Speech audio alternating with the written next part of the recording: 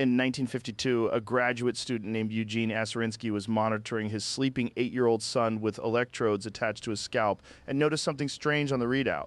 The brain activity spiked, the eyes moved rapidly behind closed lids, the body was still, but the brain looked almost identical to a waking brain. Aserinsky woke his son. The boy had been dreaming. Aserinsky had discovered REM sleep, rapid eye movement sleep, the stage of sleep during which the vast majority of vivid dreaming occurs. It was one of the most significant discoveries in the history of sleep science, and it came from a graduate student watching his kid sleep. Before that, discovery dreams were the province of psychoanalysts and philosophers and religious traditions. After it, they became a subject of neuroscience, and the neuroscience has produced answers that are fascinating and a consensus that is still, decades later, incomplete. REM sleep is physiologically strange.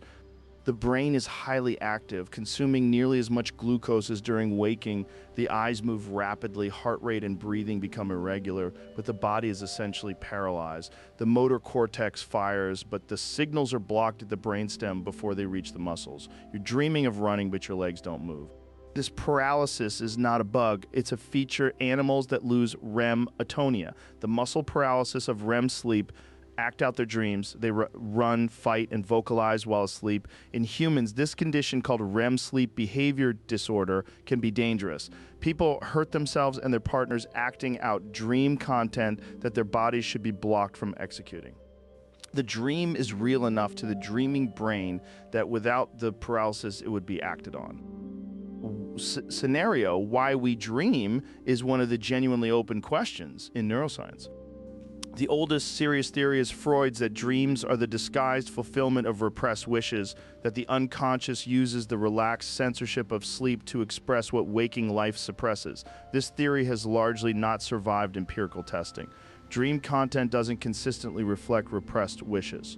The specific mechanisms Freud proposed don't map onto what we now know about brain function during sleep. But the intuition that dreams are doing something meaningful hasn't been abandoned, it's been redirected. The activation synthesis hypothesis, proposed by Alan Hobson and Robert McCarley in 1977, argues that dreams are the brain's attempt to make narrative sense of random neural firing during REM sleep. The brainstem activates randomly. The cortex, which is a meaning-making machine that cannot tolerate random input, synthesizes a narrative from whatever activation it receives. The dream is the story the brain tells to explain signals that have no story.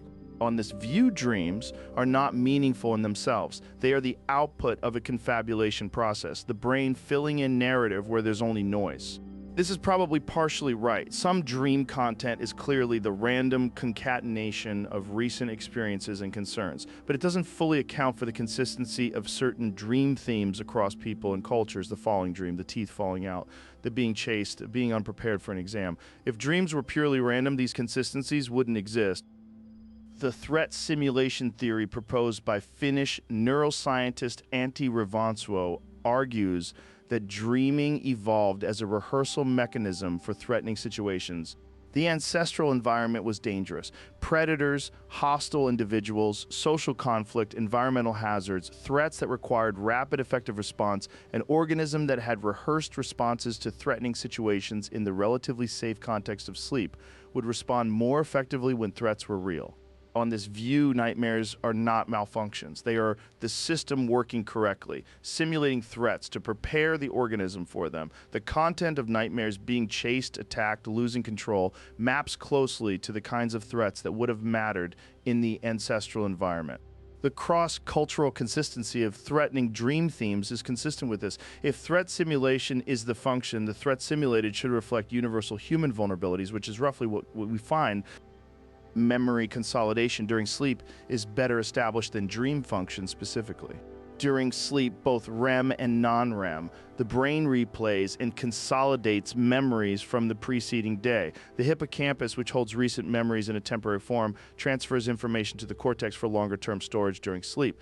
This process appears to involve actual replay. The same neural sequences that fire during learning fire again during sleep at accelerated rates.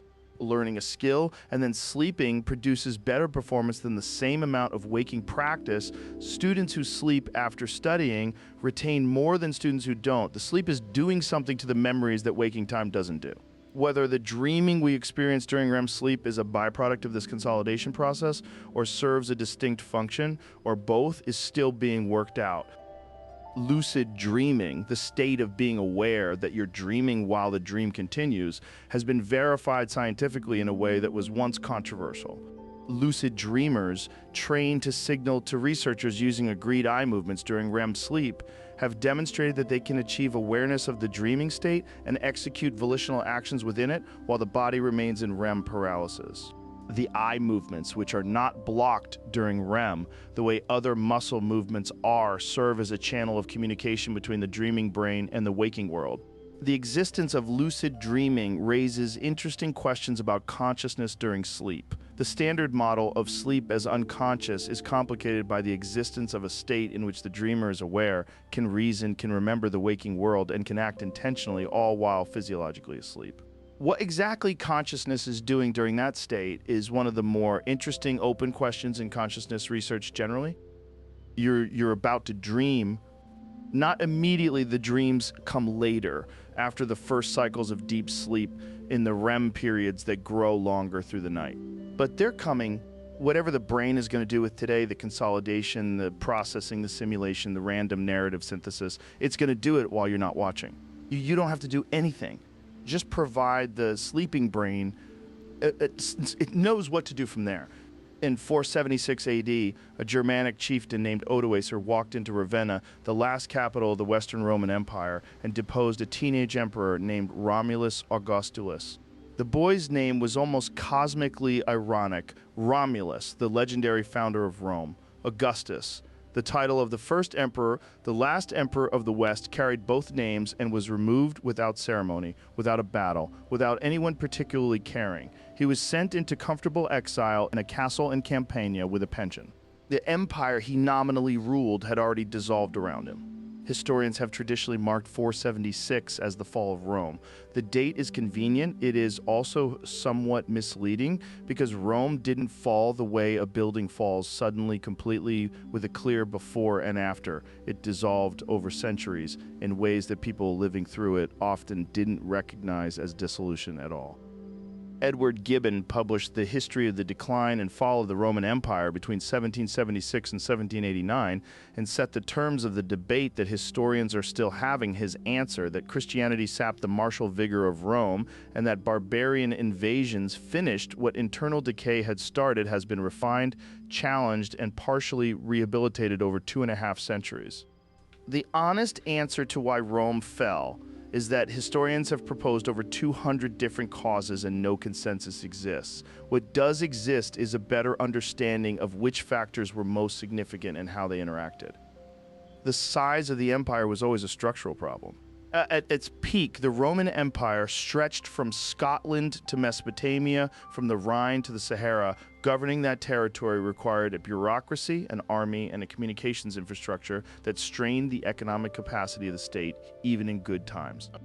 The army in particular was enormously expensive. Soldiers needed to be paid, equipped, fed, and pensioned. As the empire expanded, the frontier to be defended grew longer. As the frontier grew longer, more soldiers were needed. As more soldiers were needed, taxes increased. As taxes increased, the productive capacity of the population declined. The military was consuming resources faster than the economy could generate them. This dynamic, the imperial overstretch, is not unique to Rome. It appears in every large empire in history with depressing regularity. The mechanisms by which size becomes unmanageable are consistent across time and culture. The 3rd century crisis from 235 to 284 AD nearly ended the empire, a full 2 centuries before the traditional fall date. In those 50 years, Rome had over 50 emperors. Most were military commanders who seized power, held it briefly, and were killed by rivals or their own troops. The economy contracted severely. Trade networks disrupted. Plagues swept through the empire repeatedly. The plague of Cyprian killed an estimated 5,000 people per day in Rome at its peak. The empire survived the 3rd century crisis through the reforms of Diocletian and later Constantine. But it survived in a different form, more bureaucratic, more militarized, more taxed, the emperor more distant and more divine. The recovery was real, but it wasn't a return to what had been The division of the empire into eastern and western halves formalized under Diocletian and solidified after the death of Theodosius in 395 AD is critical to understanding why the west fell while the east survived for another 1,000 years. The Eastern Roman Empire, what we call the Byzantine Empire, was richer, more urbanized, more commercially developed, and geographically more defensible. Constantinople, built on a peninsula with extraordinary natural defenses, was essentially impregnable until gunpowder changed the mathematics of siege warfare in 1453. The Western Empire was poorer, more agricultural, with longer and more porous frontiers. It had less economic capacity to maintain the army it needed, and less geographic advantage in defending the territory it held. The fall of the West and the survival of the East for a millennium is not a mystery when you look at the underlying economic and geographic differences. The West was always more vulnerable. The barbarian migrations that accelerated the Western collapse were themselves partly caused by events far to the east. The Huns, a nomadic confederation from the Eurasian steppe, pushed west in the late 4th century under pressure from or opportunity created by events in Central Asia. Their arrival on the borders of the Gothic territories pushed the Goths, themselves Germanic peoples, who had been in a relatively stable relationship with Rome, across the Danube and into Roman territory. The Goths, who crossed in 376 AD, were not invaders in the traditional sense. They were refugees. They asked permission to cross. Roman officials granted it, but then exploited them, selling them food at extortionate prices, allegedly trading dog meat for Gothic children sold into slavery. The Goths revolted at the Battle of Adrianople in 378 AD. They killed the Emperor Valens and destroyed a Roman army. It was one of the most significant military defeats in Roman history, and it began as a refugee crisis mismanaged by corrupt officials. The conventional image of Roman civilization being extinguished by barbarian violence misrepresents what actually happened to most Romans. Life in the former Western provinces continued after 476. People farmed the same land, spoke evolved versions of Latin that became the Romance languages, worshipped in churches that had been Roman before they were Christian, used legal frameworks derived from Roman law. The transformation was real, but it was gradual and uneven. Some things genuinely were lost. Literacy rates fell dramatically. Long-distance trade contracted, cities shrank, the engineering capacity that built aqueducts and roads and large public buildings wasn't transmitted to successor cultures and had to be rediscovered centuries later. But the people didn't disappear. The culture didn't disappear. It transformed slowly, incompletely, into something that still carries Roman DNA in the languages of France and Spain and Italy and Romania, in the legal systems of Europe, in the organization of the Catholic Church, in the layout of cities that were once Roman forts. Rome didn't fall in a day or a decade or a century. It changed shape slowly enough that most people living through it didn't experience it as collapse at all. They just experienced it as Tuesday, which is how most of history actually happens. Not with a bang, but with a Tuesday. Close your eyes. Tomorrow is its own Tuesday. In 2004, a neuroscientist named Richard Davidson brought a Tibetan Buddhist monk named Matthew Ricard into a brain imaging lab at the University of Wisconsin and asked him to meditate. What the scans showed stopped the research team. Ricard's brain during compassion meditation produced gamma wave activity at levels the lab had never recorded in a human being. Gamma waves associated with heightened perception, consciousness, and the binding of information across brain regions were firing in sustained bursts of extraordinary amplitude. The left prefrontal cortex associated with positive emotional states was dramatically more active than the right. The ratio was further off baseline than anything in the existing literature. Scenario Ricard had meditated for roughly 60,000 hours over his adult life. He was, by the measures available to neuroscience, one of the happiest people ever scientifically studied. Davidson's lab went on to study over 200 advanced meditators. What they found changed the scientific understanding of what the brain is capable of and how permanently it can be changed by deliberate mental training. The concept that made this research possible is neuroplasticity, the brain's capacity to change its structure and function in response to experience. For most of the 20th century, the dominant view was that the adult brain was essentially fixed. Development happened in childhood. After that, the structure was set. You worked with what you had. This turned out to be wrong. The adult brain retains significant capacity for structural change throughout life. New neural connections form. Existing connections strengthen or weaken based on use brain. Regions can expand or contract depending on what they're called upon to do. London taxi drivers who must memorize the layout of thousands of streets show enlarged hippocampi, the brain region involved in spatial navigation. Compared to non-taxi drivers, the enlargement correlates with years of experience. The brain grew to meet the demand placed on it. Meditation, it turns out, places specific and measurable demands on the brain, and the brain changes in response.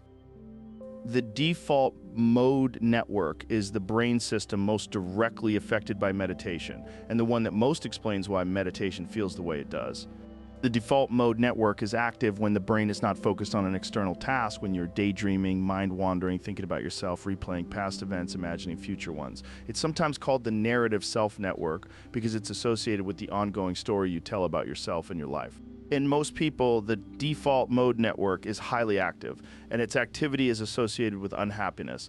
Studies have found that people are less happy when their minds are wandering, even when they're wandering to pleasant topics, than when they're focused on whatever they're actually doing. The correlation between mind wandering and unhappiness is robust. Meditation, particularly focused attention meditation, where you train attention on a single object like the breath and repeatedly return it when it wanders, directly trains the suppression of default mode network activity. Long-term meditators show reduced default mode network activity both during meditation and at rest. Their baseline is quieter. The quiet is not emptiness. It is the absence of the incessant narrative chatter that most people experience as the default texture of their inner life. Different types of meditation produce different and specific brain changes. Focused attention meditation, concentration on a single object, strengthens the anterior cingulate cortex and prefrontal regions associated with attentional control. The ability to notice when the mind has wandered and return it to the intended focus is a skill that improves with practice and that corresponds to measurable thickening of relevant cortical regions.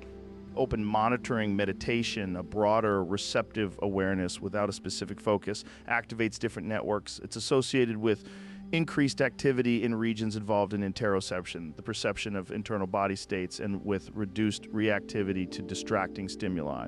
Loving kindness meditation, the deliberate cultivation of compassion and goodwill towards self and others, produces the dramatic gamma wave activity observed in advanced practitioners like Ricard.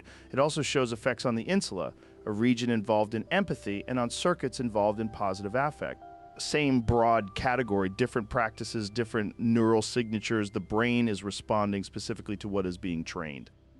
8 weeks of mindfulness meditation, roughly 45 minutes a day, produces measurable structural brain changes in people who have never meditated before.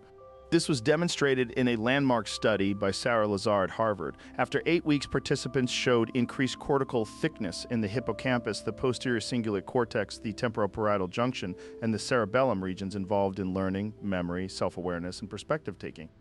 They showed decreased gray matter density in the amygdala, the threat detection center, and the decrease in amygdala density correlated with reductions in self-reported stress. 8 weeks, 45 minutes a day, measurable structural changes. The brain changed because the practice changed what the brain was doing for 45 minutes a day. The structure followed, the function. The stress reduction effects of meditation are among the best documented in the literature.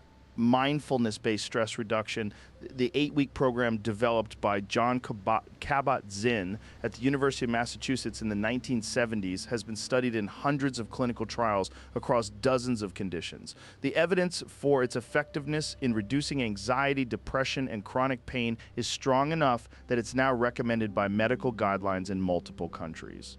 The mechanism is partly the amygdala changes Lazar documented, partly improved regulation of the stress response through prefrontal cortex development, partly the simple fact that spending time each day observing your own mental states from a slight distance changes your relationship to those states. They become things you observe rather than things you are. The anxious thought remains, but the relationship to it changes. The thought is weather rather than identity, something passing through rather than something defining. You don't have to meditate to benefit from what meditation research tells us. What it tells us is that the brain is changeable, that the texture of inner experience is not fixed, that the incessant default mode chatter, the self-referential narrative, the mind wandering, the replay of past and rehearsal of future is a pattern, not a necessity. Patterns can change. Not overnight, not without effort, but they can change. Tonight, the default mode network is going to quiet itself anyway. Sleep does what meditation trains. The narrative self dissolves. The quiet comes. You don't have to do anything to make it happen. Just stop resisting it. In 2009, a chimpanzee named Ayumu sat in front of a touchscreen at the Primate Research Institute in Kyoto and did something that no human being has ever been able to replicate under the same conditions.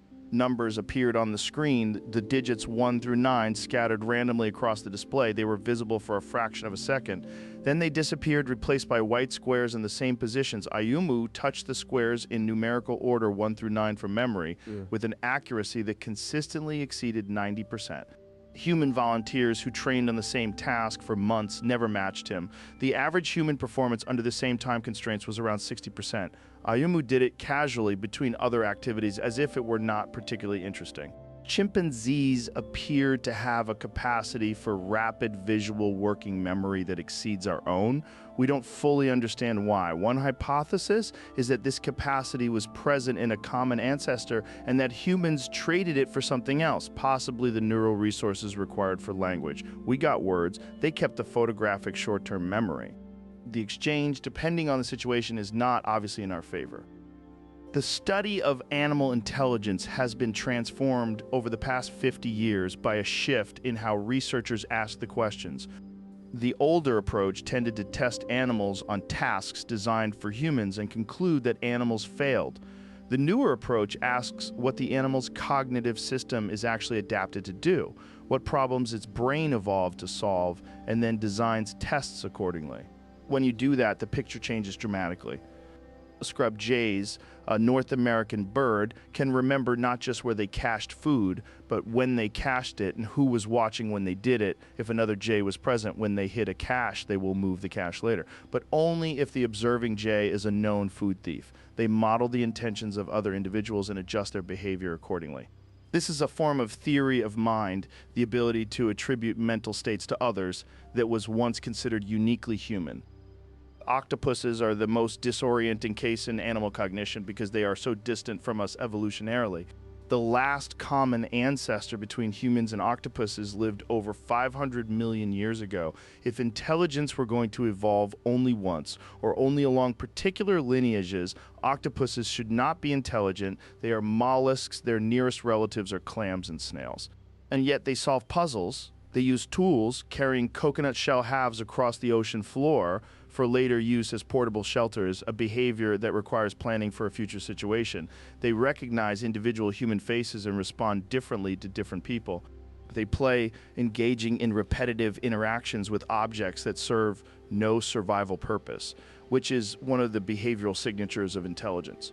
Their nervous system is radically different from ours.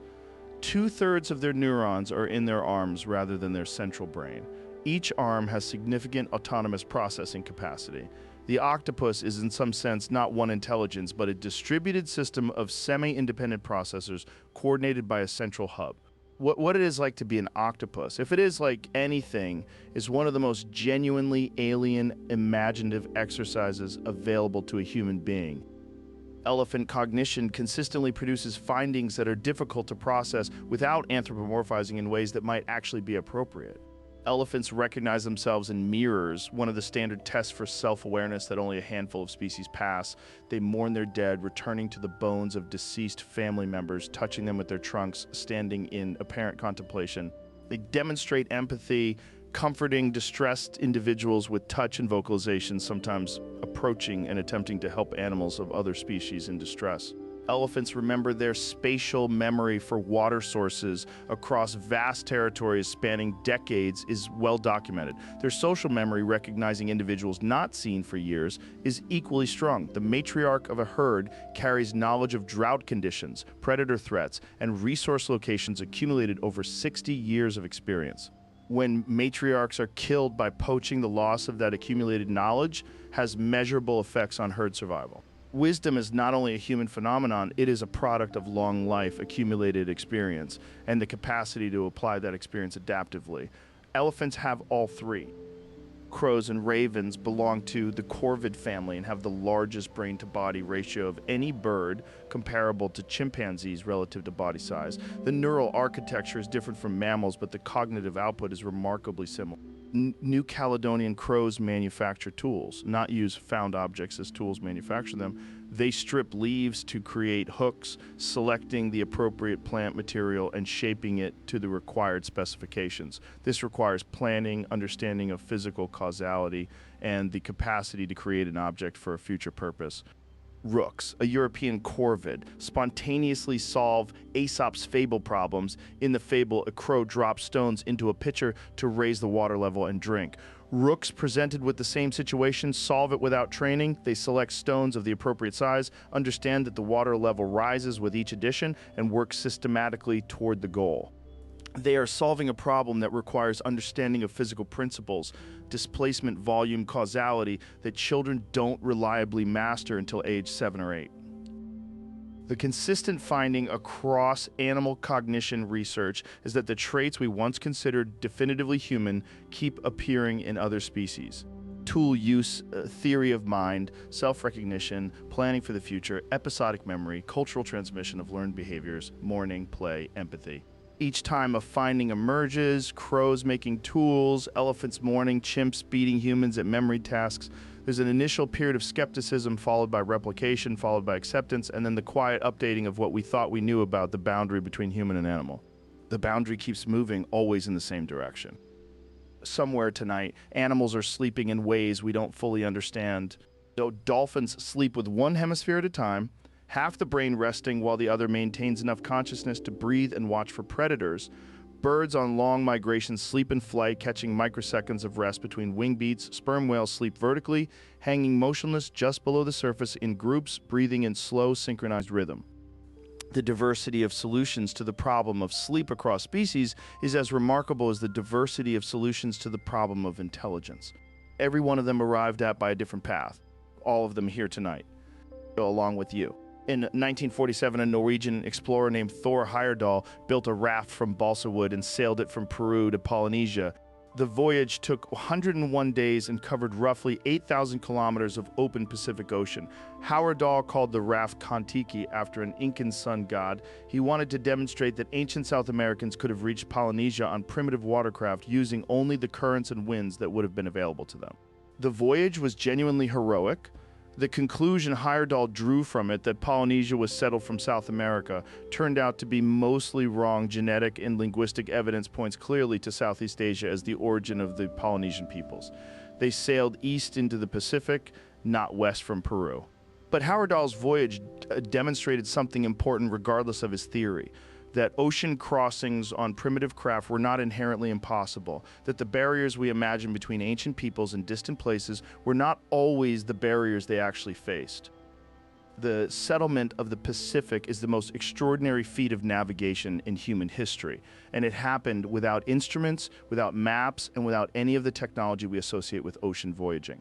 The Polynesian expansion covered the largest ocean on Earth from the initial settlement of Western Polynesia. Around 3,000 years ago, Polynesian voyagers reached Tonga, Samoa, then pushed further to the Marquesas, Hawaii, Easter Island, and finally New Zealand, completing the settlement of the Pacific Triangle by roughly 800 years ago. Hawaii is over 4,000 kilometers from the nearest Polynesian island.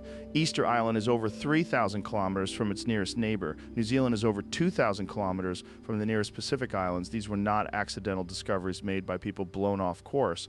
They were deliberate voyages of exploration and colonization, made in double-hulled canoes, navigated by people who could find a specific small island in the middle of the largest ocean on the planet. Polynesian navigation is sufficiently sophisticated that Western scientists spent decades refusing to believe it was intentional. The toolkit was extraordinary in its complexity and its demands on human perception and memory. Star paths, the rising and setting points of specific stars on the horizon, provided directional reference at night. Polynesian navigators memorized the rising and setting points of over 150 stars by knowing which star was rising or setting directly over a destination island. They could maintain a heading across thousands of kilometers of open ocean. Ocean swells provided directional information independent of stars. Useful during the day and in cloudy conditions, the deep ocean has persistent swell patterns generated by distant weather systems that maintain consistent direction regardless of local wind and wave conditions. Skilled navigators could detect swell direction by the feel of the canoe's movement using their bodies as instruments. Some navigators reportedly detecting swell direction most reliably by sitting in the bow with their testicles, which were sensitive to the subtle rolling motion. Wind patterns, cloud formations over islands visible at distances greater than the islands themselves, the flight directions of birds, the presence of specific fish species associated with island environments, the color and temperature of the water, all of these fed into a comprehensive navigational picture that existed entirely in the navigator's mind and body. The settlement of Australia presents a different kind of puzzle.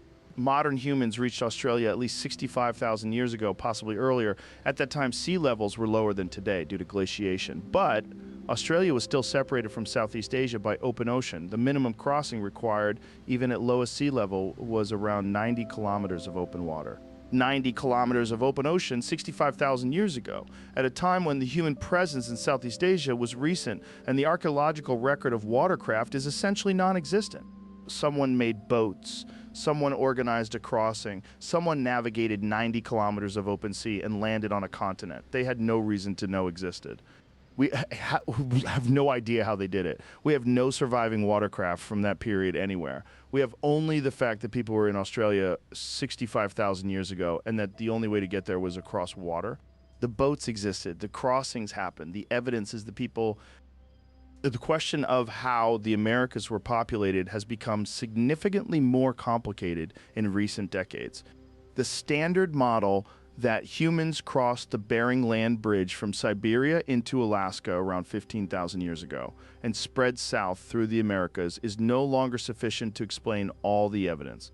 Sites in South America show human presence older than the earliest Alaskan sites. Monte Verde in Chile has been dated to at least 14,500 years ago. Some researchers argue for sites significantly older. Getting to southern Chile before the interior of North America was accessible required either a coastal route, people moving south along the Pacific coast by boat before the ice sheets retreated, or entry into the Americas significantly earlier than the standard model allows. The coastal migration hypothesis has gained significant support. Ice-free refugia along the Pacific coast would have provided habitable environments. People already adapted to maritime environments in Northeast Asia could have followed the coastline south, living on marine resources without ever needing to cross the ice sheets. If this is right, this settlement of the Americas, like the settlement of the Pacific and Australia, depended on seafaring capacity that we have consistently underestimated in ancient peoples. The recurring theme in the archaeology of human migration is that we keep discovering that our ancestors went further, earlier, in more difficult conditions than the previous generation of researchers believed possible. Every revision goes in the same direction, earlier, further, more capable. The image of ancient humans as limited, local, bound to small territories by their primitive technology keeps colliding with evidence of people on remote islands and distant continents crossing oceans that we would struggle to cross today without engines. They were not primitive in the ways we assume. They were different, adapted to their world in ways we have largely lost. Reading the ocean the way we read a screen, finding their way home across thousands of kilometers of open water by feeling the swell move through the hull of a canoe, going to sleep somewhere in the middle of the Pacific, knowing that if they held their heading, they would find land, the same stars above them that are above you now, the same need for rest before the next day's sailing. Sleep? Well, in 1995, a construction worker in England stepped on a nail that penetrated straight through his boot. He was brought to the emergency room in agony. The nail was clearly visible going through the sole of the boot. The medical team carefully removed the boot to treat the wound. The nail had gone between his toes. It had not touched his foot at all. The pain was entirely real, the tissue damage was entirely absent, the man's nervous system had generated a pain experience of significant intensity in response to the sight and circumstance of a nail through his boot, the expectation of damage producing the full neurological signature of damage even in its absence. This case, published in the British Medical Journal, became one of the most cited illustrations of a truth that pain researchers had been establishing for decades. Pain is not a readout of tissue damage, it is a construction of the brain, and the brain constructs it based on much more than what is happening in the body. The traditional model of pain, that damage in the body sends signals up the spinal cord to the brain, where they are experienced as pain, is not wrong exactly. It's incomplete in ways that matter enormously. Ronald Melzack and Patrick Wall proposed the gate control theory of pain in 1965, which was the first serious challenge to the simple transmission model. They demonstrated that pain signals could be modulated at the spinal cord level, gated open or closed by other neural signals. This explained why rubbing a bumped elbow reduces pain, why distraction works, why the same injury hurts differently in different emotional states. Melzack later developed what he called the neuromatrix theory, the idea that pain is produced by a widely distributed brain network that he called the body self neuromatrix. This network integrates sensory input from the body with cognitive, emotional, and memory inputs to produce the pain experience. The sensory input from the body is one ingredient. It is not the only ingredient, and it is not always the decisive one. Phantom limb pain is the most dramatic demonstration of the brain's role in constructing pain. People who have lost limbs through amputation or accident frequently experience pain that appears to come from the missing limb. The limb is not there. There are no nociceptors, pain receptors sending signals. There's no tissue to be damaged. And yet the pain is experienced as fully real, sometimes agonizing, localized precisely in a hand or foot that no longer exists. The pain is coming from the brain's representation of the limb, a map of the body that the brain maintains and that continues to generate experiences associated with the missing part even after the part is gone. Ramachandran's mirror box treatment, in which patients watch the reflection of their intact limb moving in a mirror positioned to appear as if the missing limb is present, can relieve phantom limb pain by providing the brain's representation with visual feedback that the missing limb is moving. Normally, the brain updates its model, the pain decreases. A mirror relieving real pain, because the pain was never coming from where it appeared to be coming from. The distinction between acute and chronic pain is not just a matter of duration, it reflects fundamentally different processes. Acute pain is the system working correctly. Tissue damage activates nociceptors. Signals travel to the brain. The brain generates pain to motivate protective behavior, rest the damaged area, avoid further damage, seek treatment. When the damage heals, the pain resolves. Chronic pain, pain persisting beyond the healing of tissue damage, or pain with no identifiable tissue damage at all, is the system malfunctioning. The nervous system has become sensitized. Neurons that were repeatedly activated during an acute pain episode have lowered their activation threshold. They fire more easily, more intensely in response to stimuli that would not previously have caused pain. This is called central sensitization.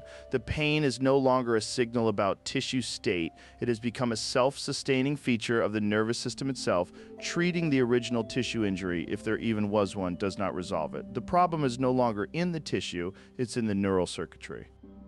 The psychological components of pain are not additions to real pain. They are constituents of it. Fear of pain increases pain.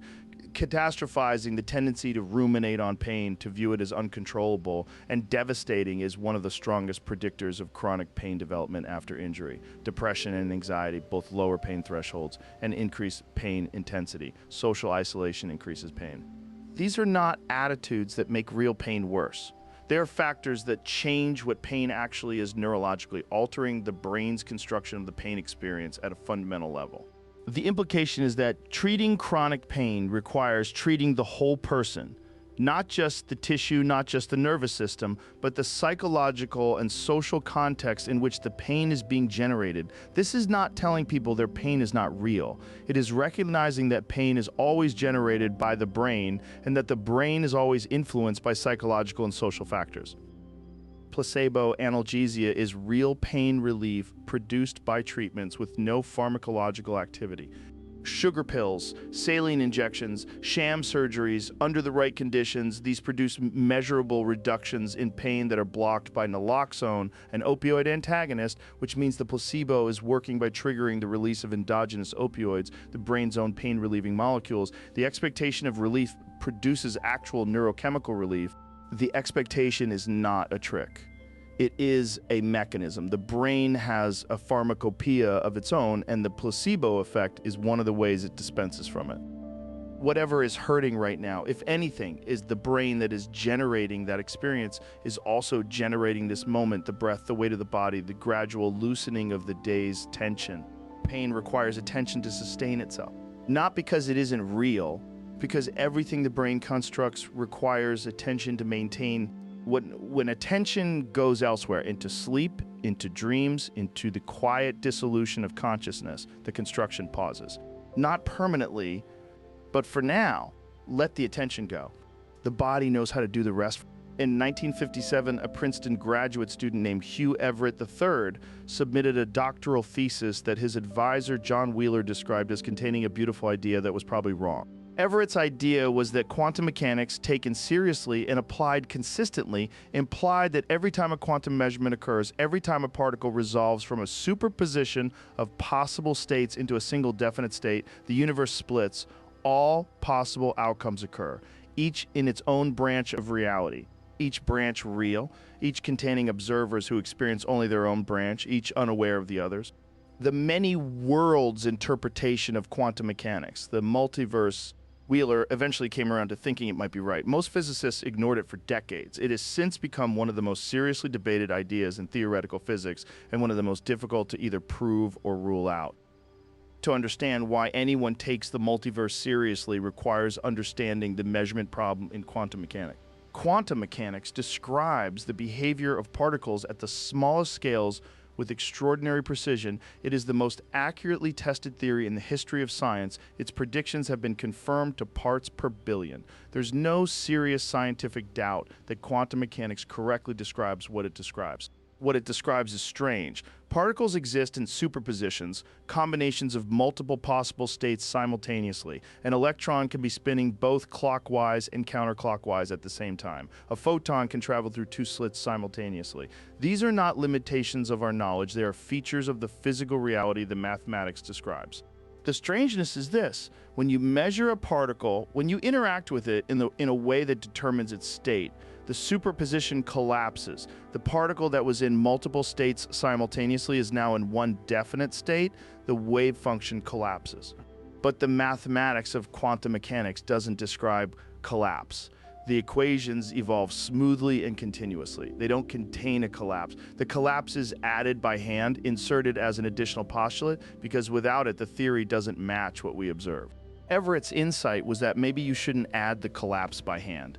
Maybe you should take the equations seriously and follow them where they lead, and where they lead, if you don't add collapse, is to all outcomes occurring simultaneously in separate branches of a universal wave function. The many worlds interpretation is what quantum mechanics says. If you don't add anything to it, there are multiple distinct multiverse concepts, and they are frequently conflated in popular discussion. The Everettian quantum multiverse is one, the inflationary multiverse is another, arising from the theory of cosmic inflation, which holds that the universe underwent a period of exponential expansion in the first fraction of a second after the Big Bang. In eternal inflation models, this process never fully stops. It continues generating bubble universes, each with potentially different physical constants, different laws, different possibilities for matter and life.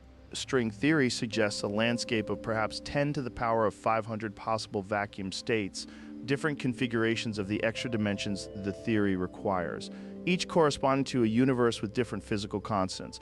Our universe is one point in this vast landscape with the specific constants it has, possibly because those constants permit the existence of observers to notice them.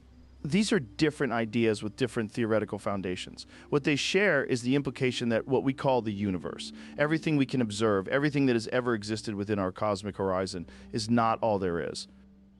The anthropic principle is the philosophical tool that makes the multiverse scientifically relevant rather than merely speculative. The physical constants of our universe, the strength of gravity, the mass of the electron, the cosmological constant, are tuned with extraordinary precision to permit the existence of complex structures, slightly different values for any of several constants, and atoms don't form, or stars don't form, or they burn too fast for planets to develop life, or the universe collapses back on itself before structure can emerge. This fine-tuning has two possible explanations. Either the constants were set by design, some intentional process selected values that permit life, or there are many universes with many different constants, and we inevitably find ourselves in one that permits our existence because we couldn't be anywhere else. The multiverse converts what looks like improbable fine-tuning into selection bias. Of course, we're in a universe that permits life. We couldn't observe any other kind. The criticism of multiverse theories from within physics is serious and worth taking seriously. The most pointed is that multiverse theories are not falsifiable in any straightforward sense. If the other universes are causally disconnected from ours, if no signal can ever pass between branches or between bubble universes, then no experiment can ever confirm or deny their existence. A theory that makes no testable predictions is by the standard criteria of science, not science. Defenders respond that falsifiability is too narrow a criterion, that the multiverse is implied by theories, quantum mechanics inflation that are themselves falsifiable and well confirmed, that the existence of the multiverse is an inference from good physics rather than a separate empirical claim. The debate about what counts as science and what counts as metaphysics is genuinely unresolved. Smart people are on both sides of it. What I find most striking about multiverse theories is the question they raise about identity and significance. If the many worlds interpretation is correct, then every possible outcome of every quantum event is happening somewhere. Every decision you have ever made, every coin flip, every moment where things could have gone differently, in the full Everydian picture, all of those branches are real. There's a branch where you made every choice differently, a branch where you're not here tonight. Many branches where you never existed at all. The view that is here is one version among an incomprehensible number of versions simultaneously unique. This specific configuration of choices and chances has its own reality, and statistically unremarkable in a space of possibilities so vast that every possibility is realized somewhere. How to feel about that is not a physics question. It is a question that physics has handed to you without an answer key. The universe you're currently in contains this moment. Whatever else exists or doesn't exist, this branch, this night, this specific configuration of everything, which is the only one you have access to, which is in its way enough. There is a city in Austria called Hallstatt that has been continuously inhabited for over 7,000 years. The reason people have lived there for 7,000 years through every upheaval of European history is salt. The mountains above the town contain salt deposits that have been mined since the Bronze Age. The word hall in the Celtic languages means salt. Hallstatt, salt place, the entire settlement exists because of a mineral. The Romans had a road called the Via Salaria, the Salt Road, along which salt was transported from the coast to Rome. Roman soldiers were allegedly paid partly in salt, the origin of the word salary, though historians debate whether the payment was literally salt or money to buy it. Either way, the connection between salt and compensation was real enough to enter the language and stay there for 2,000 years. Salt-shaped, where cities were built, where roads were laid, which civilizations accumulated wealth and which didn't. It is one of the most consequential substances in human history, and it now costs almost nothing and nobody thinks about it. The reason salt was so valuable for most of human history is preservation. Before refrigeration, keeping food from rotting was an existential problem. Meat and fish spoil within days in warm conditions. Salt draws moisture out of food through osmosis, creating an environment hostile to the bacteria responsible for decomposition. A salted fish could last months, salted meat could survive a winter. Salt turns seasonal abundance into year-round sustenance. This was not a convenience. It was survival. Populations that had reliable access to salt could store food against lean seasons, could feed armies on campaign, could provision ships for long voyages. Populations without it were perpetually vulnerable to famine. The ability to preserve food is the ability to accumulate surplus. The ability to accumulate surplus is the foundation of trade, specialization, cities, and everything that follows. Salt was not merely a condiment in the ancient world. It was an enabling technology for civilization itself. The Sahara Desert was once a major salt trade route. The trans-Saharan trade that connected sub-Saharan Africa to the Mediterranean world for over 1,000 years moved two primary commodities in opposite directions. Gold moved north, salt moved south. The exchange rate at certain points in history was reportedly weight for weight, a pound of salt for a pound of gold. This is not as bizarre as it sounds. In the gold-producing regions of West Africa, gold was relatively abundant and salt was desperately scarce. In the Mediterranean world, the reverse was approximately true. The price of any commodity is not absolute. It is relative to local scarcity. The great empires of West Africa, Ghana, Mali, Songhai, were built substantially on control of this trade. Mansa Musa, the 14th century emperor of Mali, whose pilgrimage to Mecca is still cited as possibly the greatest accumulation of personal wealth in history, derived that wealth largely from controlling the flow of gold and salt across the Sahara. Salt built empires, its absence destroyed them. The British salt tax in colonial India became one of the most potent symbols of imperial exploitation in history and the target of one of the most brilliant acts of political theater ever staged. The British East India Company and later the British Crown maintained a monopoly on salt production in India, taxing it heavily. Salt was a necessity for everyone. The tax fell disproportionately on the poor, who spent a higher proportion of their income on it. It was widely resented. In 1930, Mahatma Gandhi walked 240 miles from his ashram to the coastal town of Dandi to make salt from seawater, an act of deliberate civil disobedience against the salt laws. The Salt March took 24 days. Thousands joined as it progressed. When Gandhi picked up a small lump of natural salt from the beach at Dandi, he was technically breaking British law. The act was perfectly chosen. Salt was something every Indian understood. The injustice of taxing it was something every Indian felt. The simplicity of the protest, an old man walking to the sea to pick up salt, was impossible to dismiss or misrepresent. The British arrested Gandhi and 60,000 other protesters. The world watched, and the moral arithmetic was obvious. The Salt March didn't immediately end British rule, but it fundamentally changed the nature of the independence movement and demonstrated that nonviolent civil disobedience could be a powerful political tool. The lesson was not lost on Martin Luther King Jr., who studied Gandhi's methods explicitly. Scenario A, tax on salt changed the course of the independence movement that changed the history of 1 billion people. The physiology of why we need salt explains why it has been so universally valued.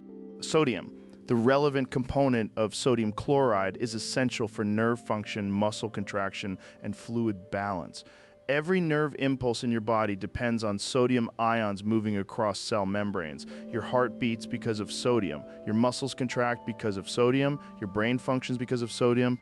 The body regulates sodium levels with extraordinary precision. When sodium drops, the kidneys retain it. The adrenal glands release aldosterone to signal the kidneys to conserve more. The hypothalamus generates thirst and salt craving to drive intake. The regulatory system is elaborate because the stakes of getting it wrong are high. Salt craving is not a weakness or an acquired taste. It is a biological drive as fundamental as hunger or thirst. The animals that survived were the ones that sought out salt aggressively. We are the descendants of those animals. The craving is ancestral. The commodity that shaped the ancient world, that built roads and empires, that preserved the food that fed civilizations, that cost a soldier his wages, that Gandhi walked 240 miles to protest. It now sits in a shaker on every table, cheap enough to be given away, so abundant that we worry about consuming too much rather than too little.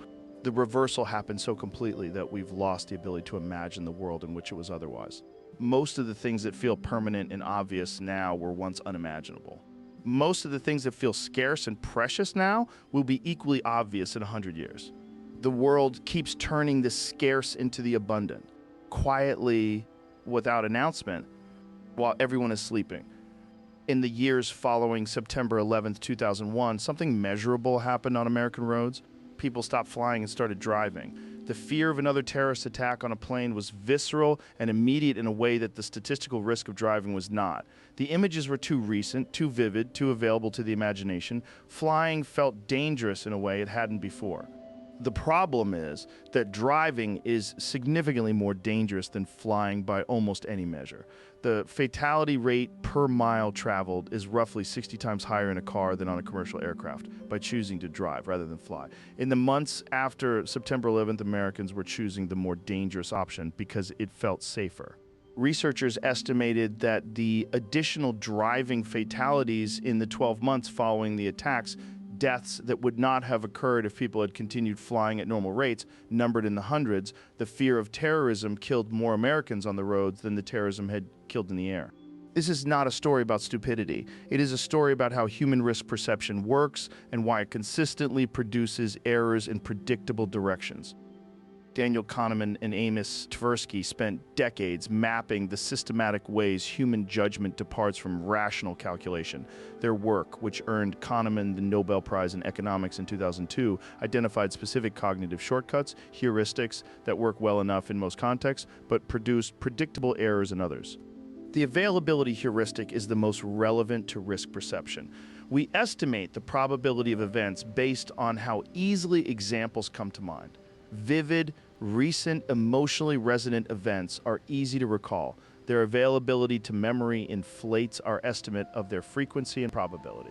Plane crashes are vivid and heavily covered. Car accidents are routine and rarely make national news. The availability of plane crash imagery versus car accident imagery distorts our sense of their relative frequency. We fear the rare, vivid event more than the common mundane one, because the rare, vivid event is more available to memory. The system isn't broken, it's running as designed. In the ancestral environment where most human cognition evolved, the availability of a memory was a reasonable proxy for its frequency. If you could easily recall seeing a predator in a particular area, it was probably because predators were genuinely common there. The heuristic worked. It just wasn't calibrated for a media environment that selectively amplifies the dramatic and unusual. Dread risk is the technical term for risks that produce disproportionate fear relative to their statistical magnitude. Paul Slovic at the University of Oregon has spent his career studying why people fear some risks dramatically more than others, regardless of their actual probability of harm. What he found is that fear is not primarily a function of probability, it is a function of specific qualitative features of the risk. Risks that are involuntary produce more fear than equivalent risks that are chosen. Risks that are uncontrollable produce more fear than risks where the individual feels agency. Risks that are unfamiliar produce more fear than familiar risks. Risks catastrophic potential. Even if the probability of catastrophe is low, produce more fear than risks with moderate but certain harm. Flying scores high on involuntary, uncontrollable, and catastrophic potential. Driving scores low on all three. Even though the actual harm is much greater, the qualitative features override the quantitative reality. Knowing this doesn't make the fear go away, but it provides a framework for recognizing when fear is tracking something real and when it is being driven by features of the situation that are not actually relevant to the probability of harm. Probability itself is something human beings handle badly. Studies consistently show that people treat a 10% chance of winning as roughly equivalent to a 1% chance, and both is roughly equivalent to a 0.1% chance. The differences that matter mathematically feel similar emotionally. This is called probability neglect, and it produces systematic errors in both directions, overweighting small probabilities of dramatic outcomes and underweighting large probabilities of mundane ones. Lotteries exploit this. The probability of winning a major lottery is roughly 1 in several hundred million. This is functionally indistinguishable from zero, but it is not zero, and the brain, unable to truly process the difference between 1 in a million and 1 in 100 million, treats the ticket as a genuine possibility rather than the essentially certain loss it actually represents. The same mechanism works in reverse for insurance. People overinsure against low probability, high drama risks and underinsure against high probability, mundane ones. The drama of the imagined catastrophe inflates the perceived probability beyond what the actual numbers warrant.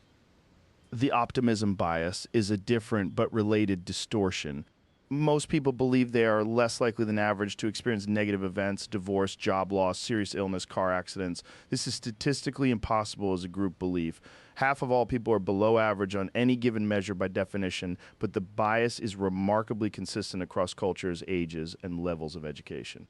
The optimism bias is generally considered adaptive. People who accurately assess the probability of failure and death would be less likely to attempt difficult things, take necessary risks, or maintain the motivation required for long-term projects. A slightly inflated sense of personal invulnerability may be the psychological condition required for ambitious action.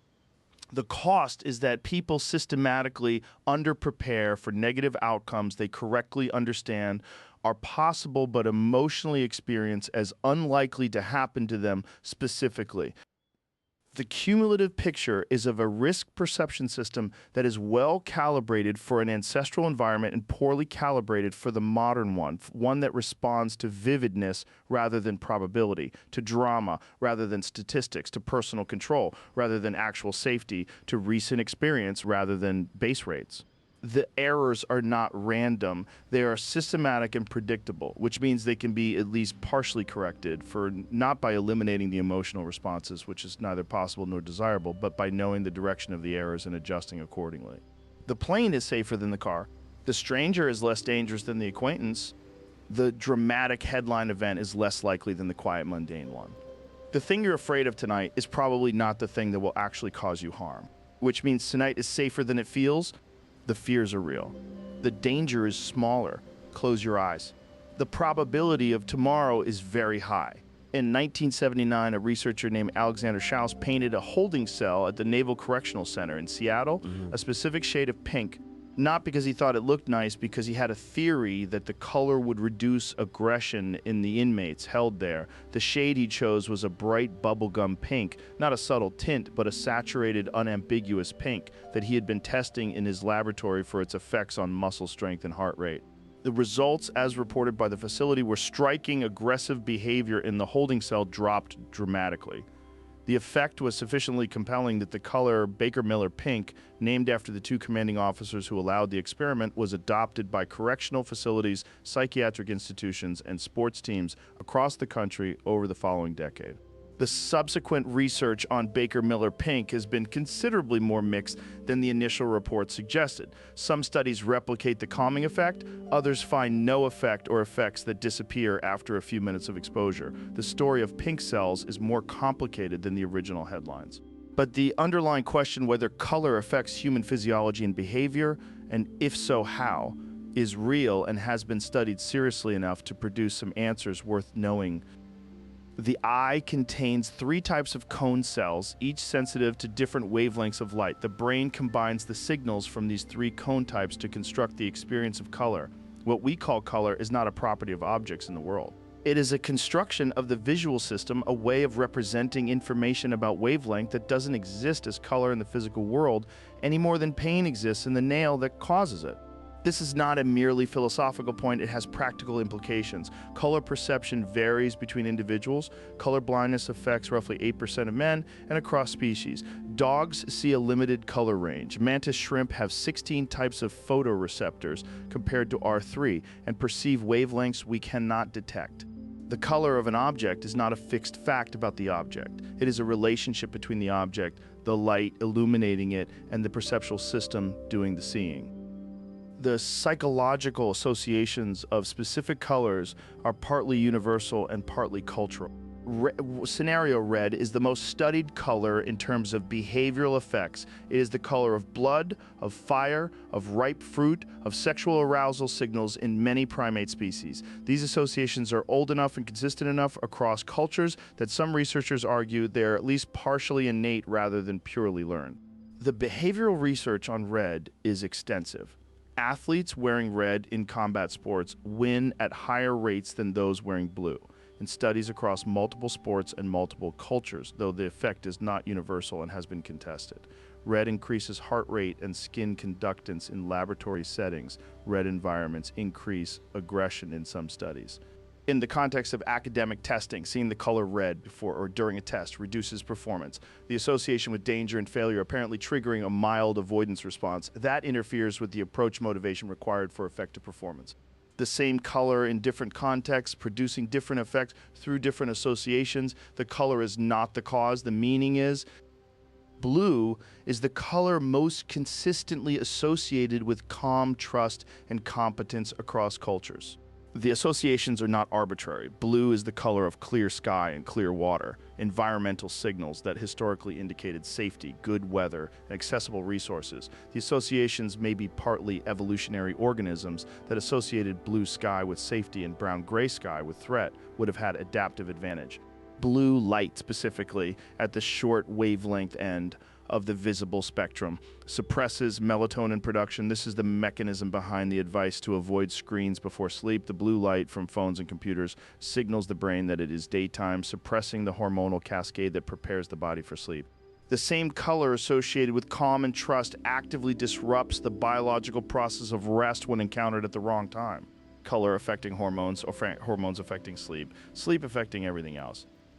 The cross-cultural research on color associations reveals both universals and significant variations.